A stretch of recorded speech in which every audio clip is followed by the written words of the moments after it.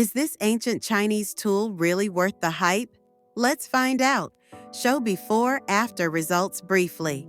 What is Gua Sha? History and origin, traditional Chinese medicine.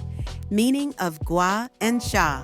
Gua Sha benefits, reduces puffiness, promotes blood circulation, natural face lifting, relieves tension. Gua Sha vs. Jade Roller.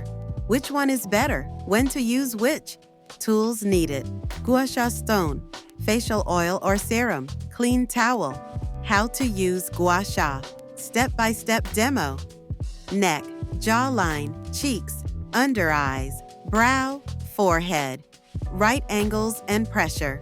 Use slow, upward strokes. Tips and mistakes to avoid. Don't use on dry skin.